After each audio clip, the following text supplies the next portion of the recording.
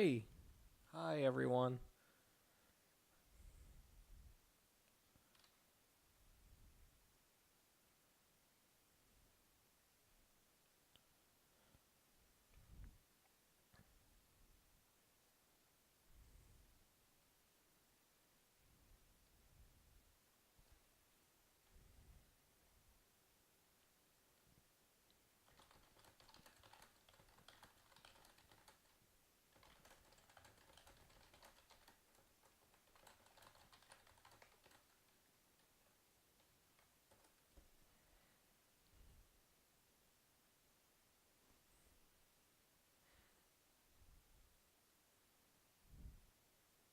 Think everyone should be able to hear me, right? We got our terminal set up here. And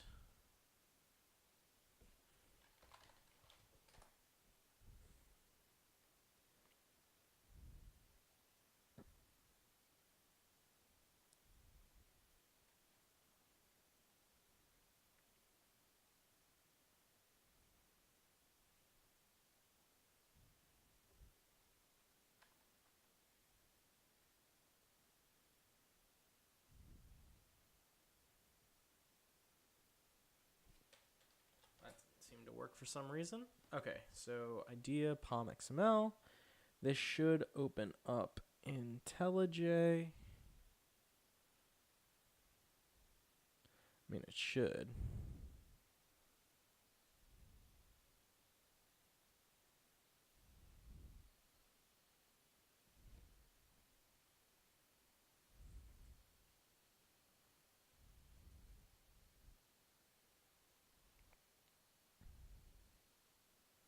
Okay, there it is. Open that up.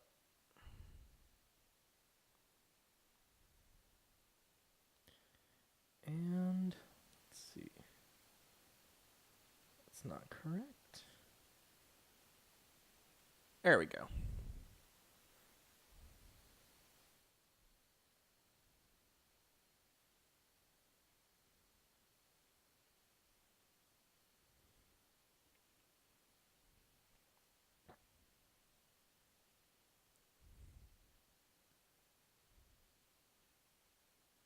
All right, hey, what's up, everyone? This is the first time we're doing something like this. So I hope this helps some people. I'm gonna be going over the item sorter lab that everyone was asking about. So let's just update the stream title actually. Item sorter lab. Come learn some Java. No. Update that. So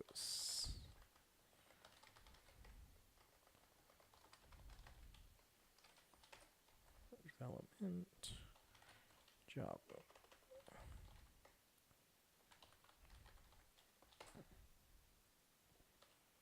And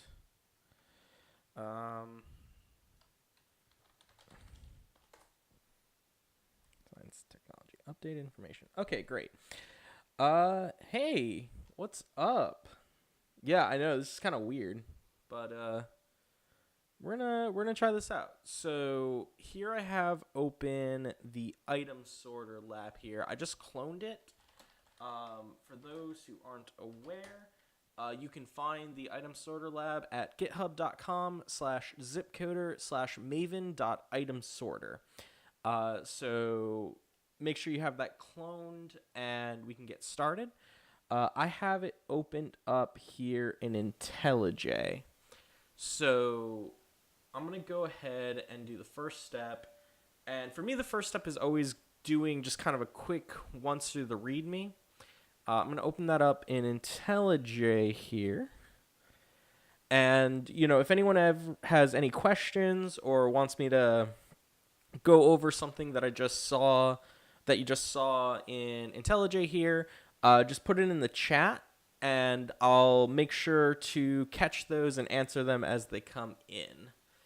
So IntelliJ here, I just have the README open for maven.itemsorter, and let's read through it. So the objective is to implement an item sorter which returns an array of item objects sorted by their respective field. The purpose is to establish familiarity with interfaces and the comparator interface. Let's see. So in part 1, I'm going to create method definitions for the class item. So I'm going to write method definitions for items. I suppose that means that I'm going to write method signatures. So it says it ensures 100% success rate for the test class test.zipcode.io.item. So I'm going to go look at that class real quick. So there's a bunch of classes in here, actually. And they all actually have things in here. So I guess the item class already exists. Yeah. All right. So let's go back to the README. Next, I'm going to create the comparator interface, or I'm going to implement it. And we're going to implement comparator interface for each class in the package. Ensure the comparator is parameterized with the type item. Hey, it's going pretty good. I'm going to write method definitions for each comparator, and then I'm going to ensure 100% success rate in IO comparators. So I guess it's going to be over here in this package here. And again, it looks like there's actually a bunch of classes in here. So we'll look at that later. Lastly, creating methods for the item sorter class. So we're going to write the definitions for the methods there. Ensure 100% success rate. Seems like it's the same thing. And you guessed it, there's a bunch of classes right in there. Lastly, write test cases for sorting by price. So there's probably not any test in here, but say sort by ID test and sort by name test. Write at least 3 cases for sort by price test, and verify with a classmate that your tests are comprehensive and covering the correct aspects of the program. So when we get to that part, I'm going to ask you all to make sure that my tests are comprehensive. If they are not comprehensive, then we're going to make them more comprehensive. Sound good? So now that we've gone through it, seems that I'm just going to be writing some method definitions. So let's go into the item class and start here. So it looks like the item class is just a POJO. I have get name, set ID, set ID, get price, and set price. So if I run all of these methods, I'm going to go ahead and I'm going to run all the tests here.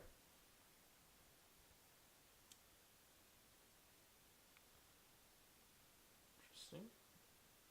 Run all tests.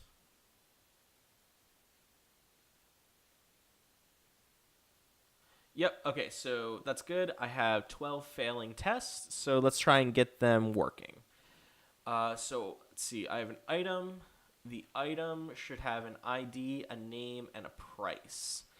So let's go ahead and add those instance variables there, because it's looking like that's what I need.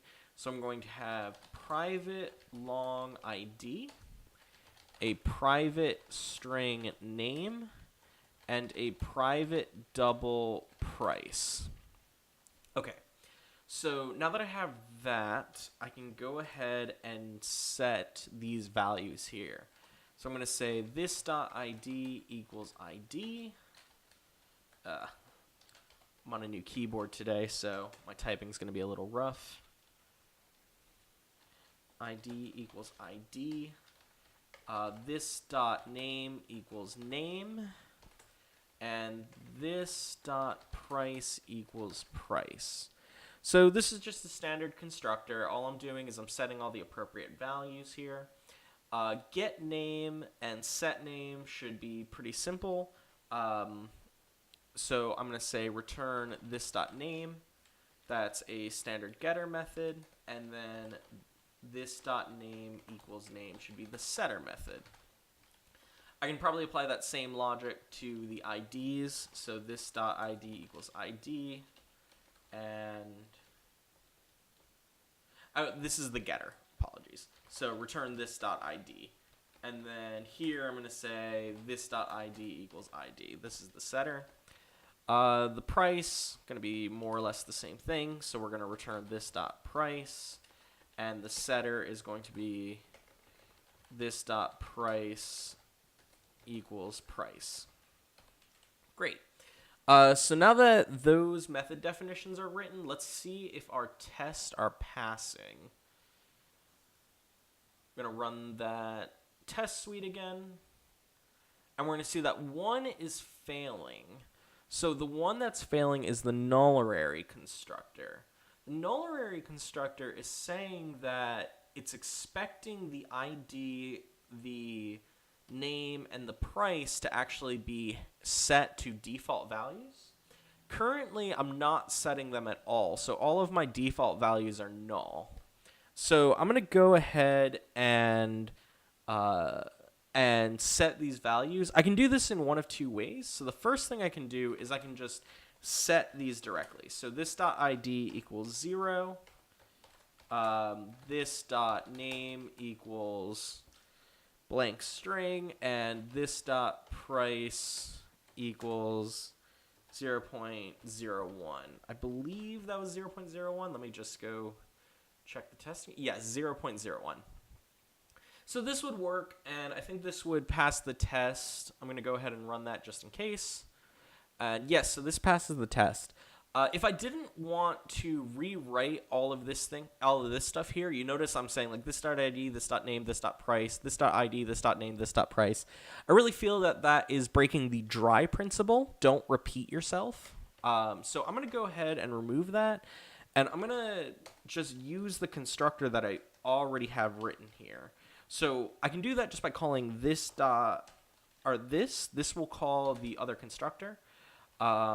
And so I'm going to pass in the default values that I want there. So I'm going to do that.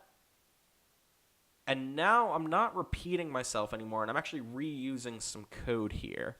And my tests are still passing, so I know that this is working properly. So going through the item class, this is how it should look in the end. It looks like we have a long, a string, and a double. You want to make sure these values are set to private. This won't actually affect your test. However, it is always good practice to set your instance variables to private. That's just good Java conventions there. Next, we're creating our constructors. So the nullary constructor is going to call this constructor here. This constructor is going to just set all of the fields to the passed-in values. The default values we're going to have is the ID will be 0, the name will be an empty string, and the price will be 0.01 units. Yeah, no problem. It's kind of funny. I see all your usernames here, and I don't know which of you is which. But yeah, no problem. This is the first time we're doing stuff like this, so we'll see if we do it again. I think this is pretty fun. The getters and setters, those are pretty simple. We're not doing anything fancy with those. So we're going to say return this.name for the get name, and we're going to say this.name equals name for the set name. Similarly for get ID and set ID, we're going to do the same thing just with the ID, and we're going to do the same thing again with the price, just with the price. And so that's the item class. So it looks like part 1 is all done for me. So now that we've gone through that, let's go to part 2. So it's saying I need to implement the comparator interface for each class in the package. Now the package here that I see is item. I think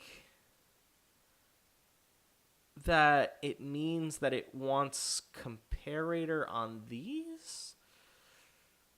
Let's see. Because it just says in the package, but I don't know if that means the whole package or the comparators package. Implement comparator in the package. Oh, source.rocks.zipcode.io.comparators. Okay, so this was just on a new line, and confusing me. Okay, so we're going to implement comparator on all three of these. And then the test that we're going to run is going to be in the comparators package inside of the test folder. So this one right here. So let's just go ahead and run those tests real quick and see that they're all failing. So this one has a lot. This is 51 failing tests. I think this is going to go by a lot faster than 51 because the comparator interface only has one method in it, I believe. So let's see how we can do this. So it's going to say that the comparators need to parameterized with item. So let's look at what that looks like. So I have this public class ID comparator. It's going to implement comparator, not comparable, comparator. And it's going to be parameterized. So parameterized means that we're adding in a type value here into the diamond operator. It's going to be parameterized with item. And so now this red squiggle here, this thing that's angry at me, the error that it's showing me is that it must be declared abstract or implement the abstract method compare in comparator. So what that's saying is there is a method here in the comparator interface, and you'll notice this says this is a functional interface. You can go ahead and just store them in the back of your mind. This is going to be something that's important when we get to streams and lambdas. But for now, just know this is a functional interface. Inside of this, there is one method here, int compare, and it's going to take in 2 items. There is also this equals method and this reversed method here. However, those have default implementations. So I believe that the compare method is the thing that the function actually works on. So we're going to implement these methods. Now, Intellij for me allows me to implement methods really easily using this implement methods bar here. What I'm going to do is I'm going to hit Control-I, and it's going to bring up a pop-up, and it's going to ask me what I want to implement. I'm going to hit Enter on all of those, and it's going to give me all of these functions here.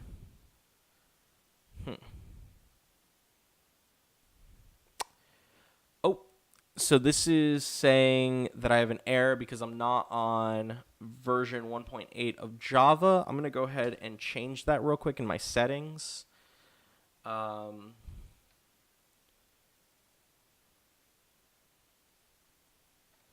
Okay. Sorry about that. Just want to make sure that everything works when I try to run it. I'm going to hit apply, hit OK. Should be working. Let me see my palm. Is this?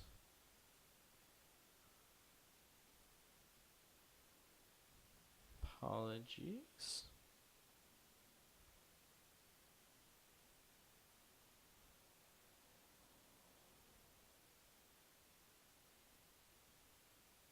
There we go. Okay, so I'm set to 1.8 now, so I should be good. So now this is implementing the comparator. So now I can actually start implementing some of these methods.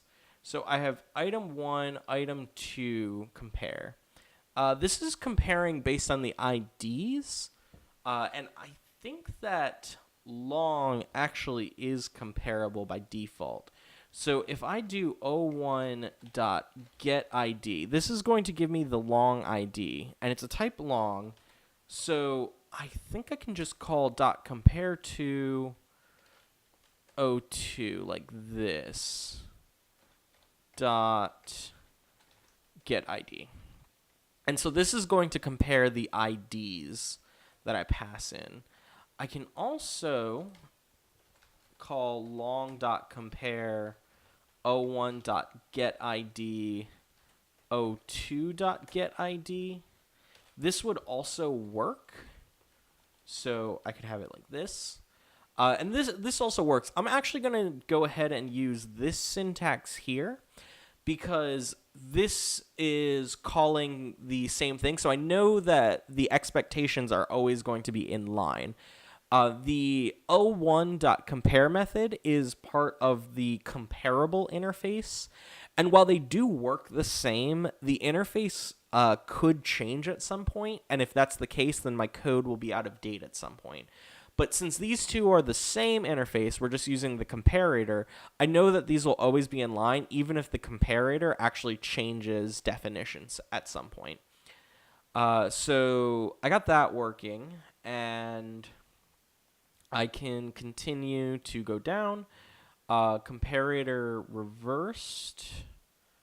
I don't know what the reversed method is supposed to do.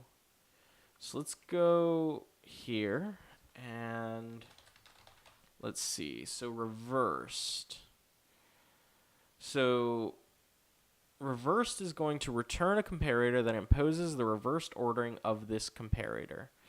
So this has a default implementation, so I'm not sure why it's here anyway. So I don't actually have to include this, I don't believe. And yeah, it's not complaining. Actually, I kind of wonder if I have to include any of these other ones. I might have implemented too many methods.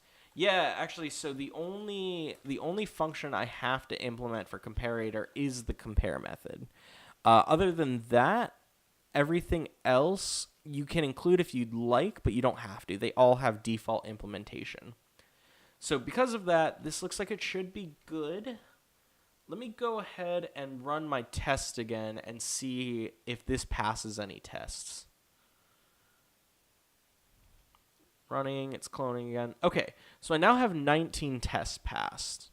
So 19 times 3 is 57, so some of these must have more tests than others. Great. So going over this again, all we did was we said implements the comparator. That comes from java.util.comparator if you need to import that yourself. We ensured that this had item as the parameterized type in here. If we don't have item as the parameterized type, then this item argument here is going to want to be an object. So if we add the item in here, we're saying that this specifically compares items, not just objects in general. Once we did that, we implemented the compare method. This is the method that you have to implement in order to abide by the contract that the comparator interface sets forth. We're going to pass in 2 items here. Again, that's just the signature. And we're going to actually just use the comparator of the long class. If you want to look at that method, it's actually a little bit complicated. If you parse this out, it's not as complicated as it seems here. Essentially, what this is doing is it's saying if x is less than y, return -1. Otherwise, if it's equal, return 0, and if it's neither of those things, then return 1. Again, it looks complicated just because it's using this ternary operator here, but if you try to put this into if-else statements, this will probably seem a lot more clear. Essentially, if x is less than y, it's -1. If they're equal, it's 0. And if x is greater than y, we're returning 1. And so I'm just borrowing that implementation here so that I don't have to write it again myself. So let's go ahead and move on to the name comparator. Jump right into it. Oop, I accidentally said comparable comparator. There we go. And I'm going to parameterize it with the object class.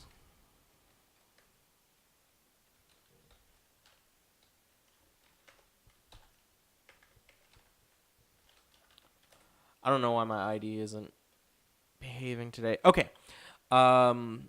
So we have that. We're going to have the same deal where we need to implement the methods. I'm going to do that same shortcut I did before. I'm going to say Control I, and then I have all of these methods here that I could implement, but I'm just going to implement the compare method because I noticed from last time that this is the only one that we actually needed to compare in order to abide by the contract. So this is the name comparator, and name is a type of string. So I'm going to try and do that same logic as before. I'm going to go ahead and borrow the string.compare method. And it looks like string doesn't have a compare method, so I'm not able to do that.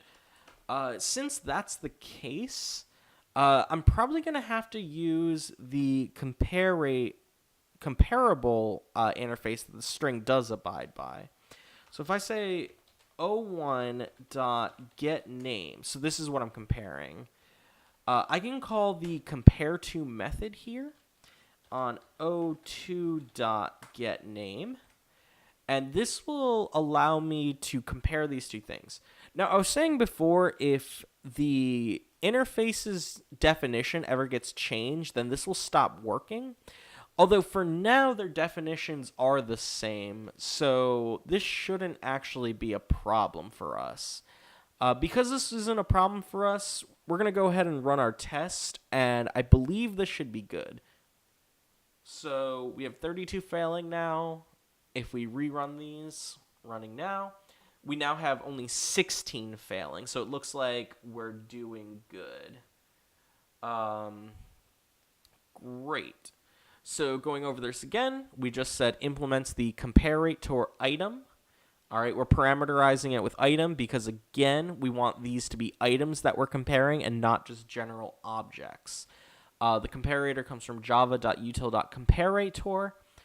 Inside of our method here, we're again borrowing the compare method. This is the compareTo method inside of Java's string.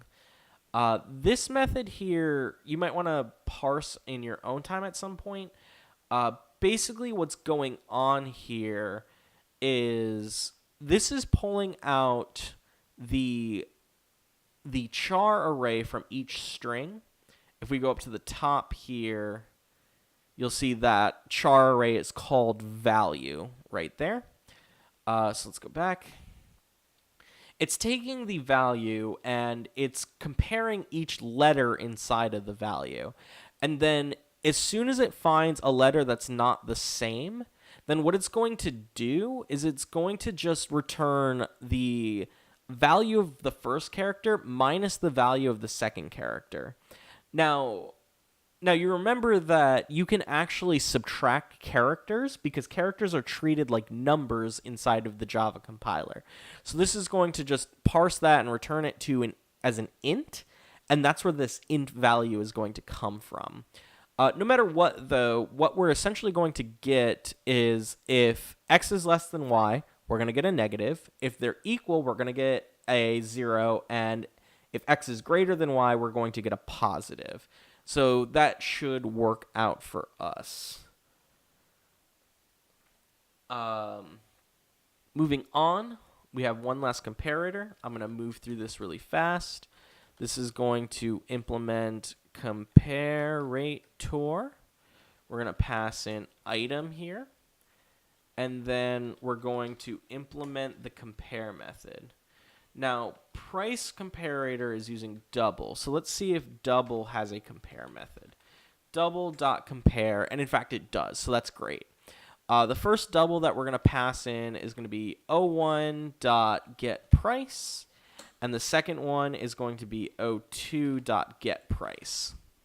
So we pass in those two things. Again, we're just borrowing this implementation from double because double is already a comparator, and we're just comparing doubles.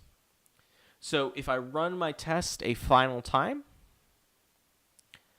I should see that I now have all 51 tests passing. So that's great. The implementations for all of these were really similar. ID and double or ID and price, apologies, are really similar just because all of the wrapper classes for the primitives do in fact implement the comparator. So you can see that this is comparable right here, and long is also comparable. They both extend number, so they have a lot of similar properties. So I'm not surprised that we were able to do this really easily. Next here we have the string. So this had to be a little bit different. If we go to the string class actually, and we can go here, you'll notice that the string is comparable, but it's not a comparator. So because of that, we actually don't have a compare method that is static. So I can't find a static compare method, but I could find a compare to method which functions similarly as the compare method. Because of that, I was able to just use that implementation there, and all my tests are still passing. If in 20 years that definition gets changed, then I'll deal with it then. But for now, I'm just going to say that that's okay. All right, the next part, and possibly the hardest up to this point, we're going to create method definitions for the class item sorter, and then the tests that we're trying to get passing are the test in the item sorter package here. So let's go ahead and run all of those. Great, so there's 6 tests that we need to pass here. So let's go ahead and do that. Let's go into item sorter, and it looks like we have two functions here. So we have item sorter items. So this looks like it's going to be a constructor that's going to pass in this value to our class. So I'm going to have an instance variable here, private item items. Inside of the constructor, then, I'm just going to say this dot items equals items. All right. So when we construct this class, we're going to be passing in an item array, and then we're going to be doing something with it. So here we are going to be passing in a comparator of item comparator, and then we are sorting this. So this is actually a really simple function here, as it turns out, because Java has a built-in sorter, so we can pass in the items array here. But the issue with this now is that Java actually needs a comparator.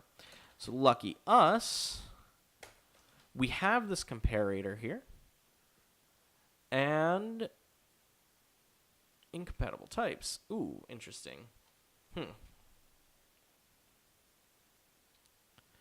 Okay. This is interesting.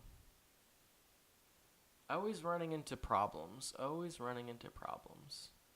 So, what am I doing wrong? Let's see. Arrays dot sort items. And so this is going to complain.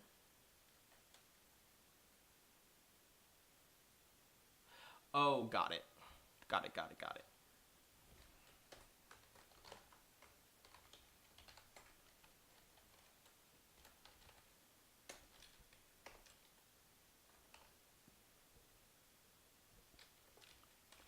Okay, sorry about that. So here's the issue.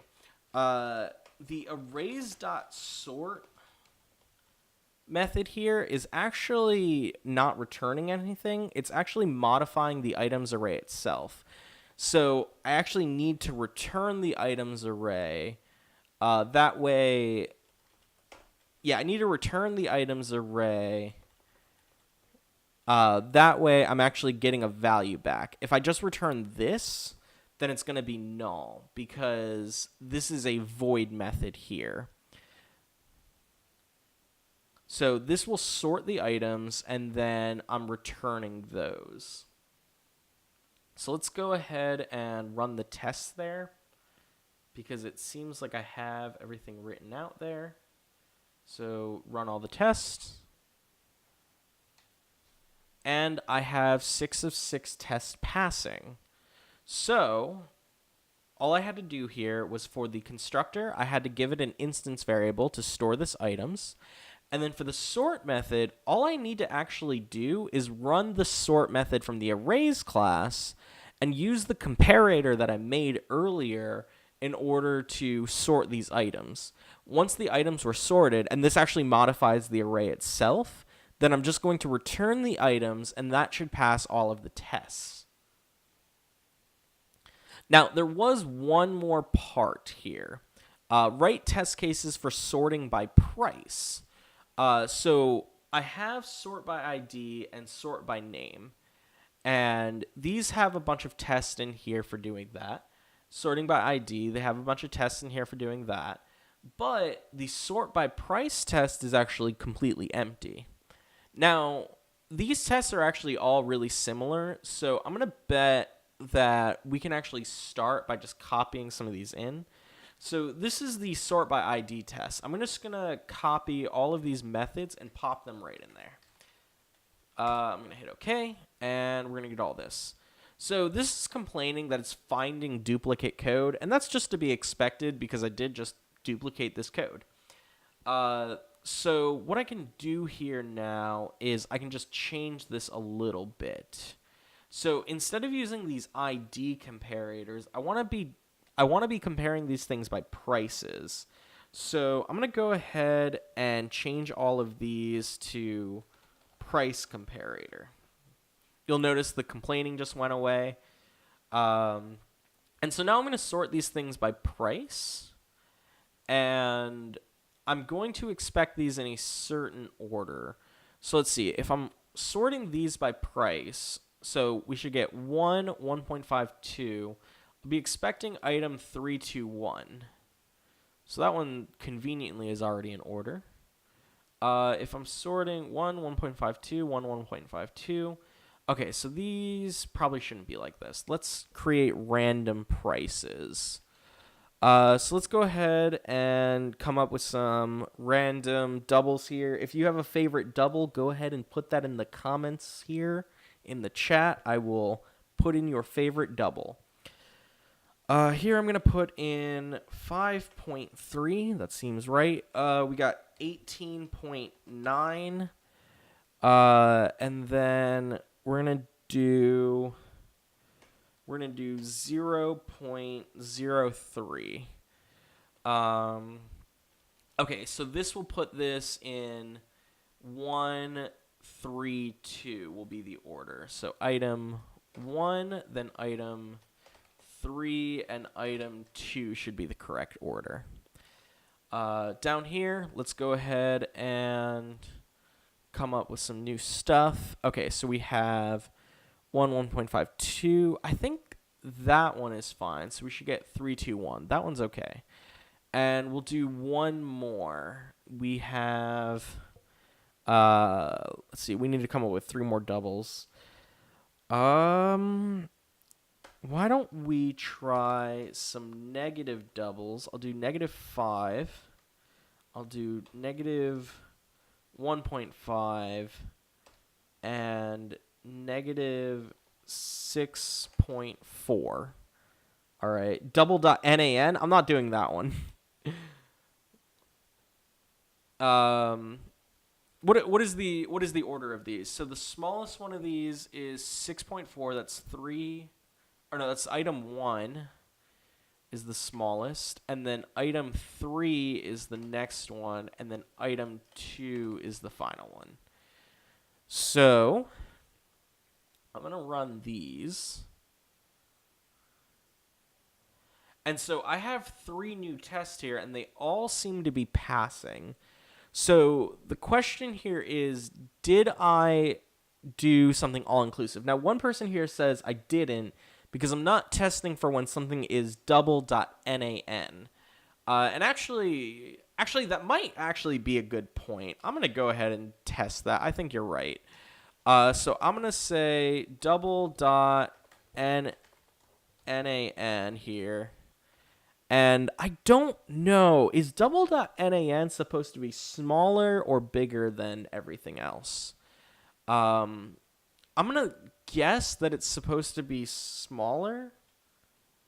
So it should come first. Item 3, item 2, item 1. Does anyone know otherwise? I'm just going to run it. Let's see. I got an error here. Oh, I never renamed this test. Let's go ahead and try and rerun that. Okay, so this is failing. This is failing. Okay, so maybe it should be on the other side. Let's see.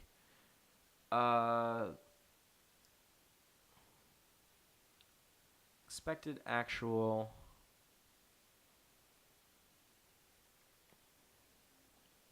Yeah, I guess this should be on the other side. So, oh, silly. Item 3 here. Item 3 goes here, and then item 2 and item 1. No, item 1 is smaller than item 2. So that's failing. Okay, so is item 3...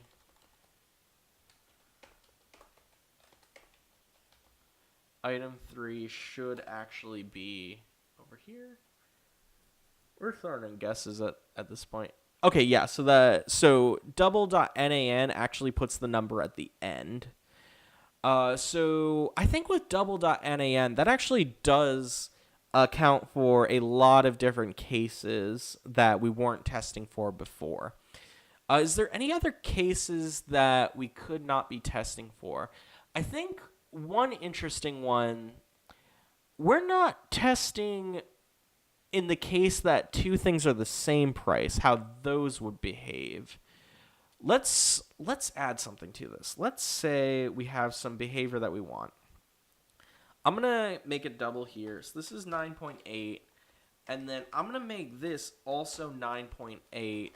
And this one is going to be 1.5.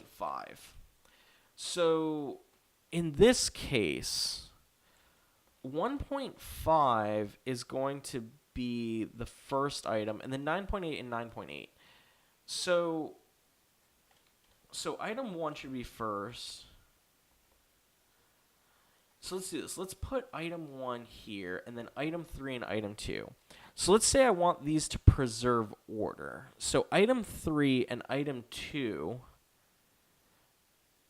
should go in that order. So this should be item 1, and then item 3 and item 2. And let's see if this passes my test. Same deal as before. I forgot to rename the function here. Yeah, okay, so this does pass. So this is preserving the order like I want it to. I think that's pretty good then. I can't think of another case that we're not testing for then. And we have 5 tests here, so that's definitely more than 3. So I think we're good. Yeah. Yeah, and then part 4 was the last part, as we can see here. So yeah, we're good. So this has been the item sorter lab. If anyone has any questions, you can feel free to ask them now. Otherwise, I'm just going to go through everything that we've just went through. So I have the item class here. In the item class, I had to add these instance variables here. Once I added those instance variables, I added my constructor here that set all of the values of my instance fields. There's a little thing there. I then also had the null array constructor take in some default values. These default values, I didn't actually decide for myself. They were actually just in the test. So I'm assuming these were some client expectation. Then I just made the getter and setter methods. The getter and setter methods I just typed out by myself. If you wanted to generate them with IntelliJ, that would also work just fine. If you want to see what that looks like, it would look something like this. So I would say generate getters and setters, and it would actually just create these. And you'll notice this is the same exact code as I typed out. There's not a lot of ways of writing this, but these are the getters and setters. Next, I created these comparator classes. For each of them, all I did was I implemented the comparator interface, and I parameterized it with item. I parameterized it with item in order to make sure that this compare method would take in items and not generic objects. From there, I'm just returning the long.compare. Here I'm doing string.compare2. And then lastly here I'm doing double.compare in order to actually implement all of these comparators. And then finally, in the item sorter, all I'm doing is I'm taking in an item array, and then my sort method is taking in a comparator. And I'm running the arrays.sort method, passing in the comparator that I had created earlier. So you'll notice the tests are actually just calling, and I can go in here. The tests are actually just calling item sorter, and we're passing in items to sort, and the comparator that we're running. So this is our acting here. We're just passing in those item comparators. This cast here actually, this is not necessary. I could actually just remove this. The reason the cast is there, just so that everyone is totally aware, is before you implement the comparator, this code wouldn't compile because this ID comparator and similarly the price comparator and name comparator, they wouldn't be type comparator. So they have to be cast before they can be used as a comparator. That being said, everything else works just fine. We added some tests for the price comparator. We actually just copied some of the test over from ID and used some new custom prices. And then we added a couple more test cases. One person suggested that we use double.nan as one of our test cases. We found as we were working with that double.nan gets compared to the end of an array. So we just made our test do that behavior. That seemed pretty normal. And then we also added a test case for when our prices are the same. When our prices are the same, we determined that our items should actually retain the same order. So our items to sort has item 3 and item 2 in this order. Those are the items that have the same value. And so I wanted my final result to keep item 3 before item 2, and it did in fact work out that way. Once I had all of that, then I called my sort method, and everything worked as expected. So yeah, that was the stream. I hope you all enjoyed this little session here. This is the first one that we're ever doing here, and I fully expect if you enjoyed this that we'll do it again sometime. So I hope you're having a good weekend. I'll see everybody tomorrow, and enjoy the rest of your Sunday.